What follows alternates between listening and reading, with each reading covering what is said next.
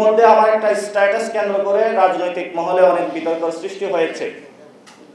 কেউ কেউ জিজ্ঞেস করেছেন কাকে ইঙ্গিত করে স্ট্যাটাস দিয়েছি। স্ট্যাটাসটা দিয়েছিলাম আমার গত 5 বছরে যারা বন্ধু বাম পতাকা বাম বন্ধুদেরকে উদ্দেশ্য করে দিয়েছিলাম।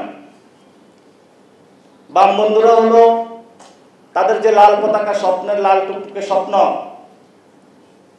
একটা সিটির বিনিময়ে বিক্রি করে দিচ্ছে। তাদেরকে বলবো কার্ল মার্কসের সাথে গাদ্দারি করিয়েন না। আপনারা সারাদিন তো মার্কস পড়েন, কি পড়েন এটা আল্লাহ জানে। অ্যাটলিস্ট আপনারা এই সময় এসে জনগণের সাথে গাদ্দারি করিয়েন না। 2-1টা সিটের বিনিময়ে আপনারা নিজেদের যে লাল পতাকা আছে, রক্তের পতাকা আছে, এটা বিক্রি করে দিয়েন না। বাংলাদেশে আমরা একটা সংস্কার চাই। হাসিনা যে ফ্যাসিস্ট রিজিমের বাংলাদেশে প্রতিষ্ঠা করেছিল, তো 72 সালের সংবিধান থেকে শুরু করে এটার আমরা পতন চাই। আমরা একটা যুদ্ধে অবতীর্ণ হলাম, সেই যুদ্ধে আমরা জয়ী হলাম এবং সেই যুদ্ধের পরে যে আমরা বাংলাদেশটা কিভাবে চালাবো সেটার জন্য সবাই একসাথে বসলাম। বসার পরে সবাই ঐক্যমত পোষণ করলাম যে আমরা বাংলাদেশটা আগামীতে এই সংস্কার কার্যক্রমের ভিত্তিতে হলে আগামী বাংলাদেশটা চালাবো। কেন চালাবো? যাতে কোনো আর স্ত্রী তার হাজবেন্ডকে জেলের মধ্যে অথবা হলো গুলির সম্মুখে অথবা হলো গুম অথবা খুনের সম্মুখীন না হতে হয়।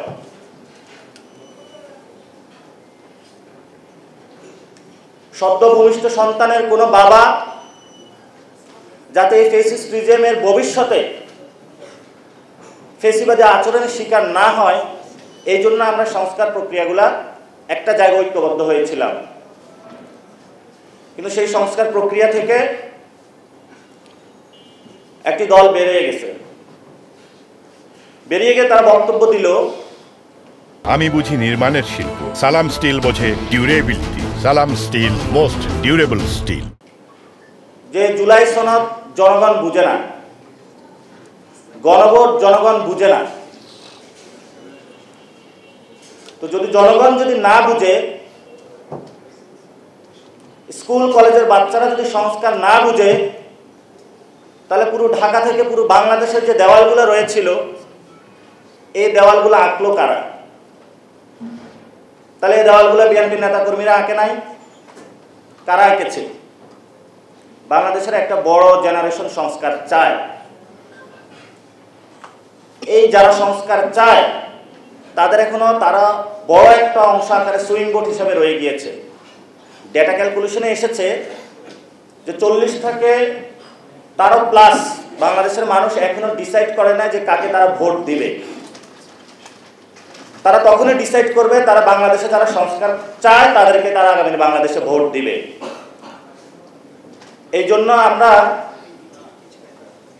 বর্তমানে যে রাজনৈতিক দল সংস্কারের বিরুদ্ধে দাঁড়িয়েছে, আমরা তাদের কাছে আবেদন রাখব, এই দেশের সার্বভৌমত্ব, অখণ্ডতা, বাংলাদেশ রক্ষার জন্য আপনাদেরকে সংস্কার ঐক্যমত কমিশন যেটা দিয়েছে সেটা মেনে নেওয়ার আহ্বান আমরা রাখলাম আপনাদের কাছে। প্রশ্ন এসেছে গণভোটের।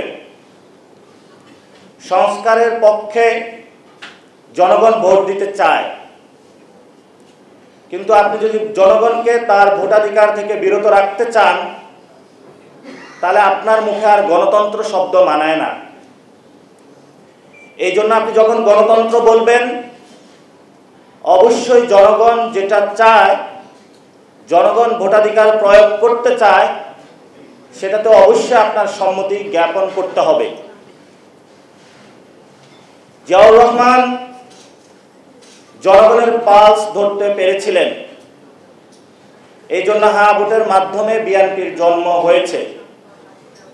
খালেদা জিয়া জনগণের পালস ধরতে পেরেছিলেন, এই জন্য বাংলাদেশে অন্যতম বড় দল হিসেবে বিএনপি আবিষ্কৃত হয়েছে। কিন্তু এখন যারা রয়েছেন ওনারা যদি এই জনগণের পালসটা ধরতে না পারেন, নিজের পায়ে নিজে কুড়াল মারেন, তাহলে আমাদের করার কি আছে? এই জন্য নিজেদের ইগো না দেখিয়ে বাংলাদেশের মানুষের বিরুদ্ধে না দাঁড়িয়ে আমরা তাদেরকে আহ্বান জানাবো, আপনারা সংস্কারের পক্ষে আসুন। সংস্কার প্রক্রিয়া কিভাবে বাস্তবায়ন করা যায় সেই ক্ষেত্রে আপনারা নিজেদের ভূমিকা পালন করুন।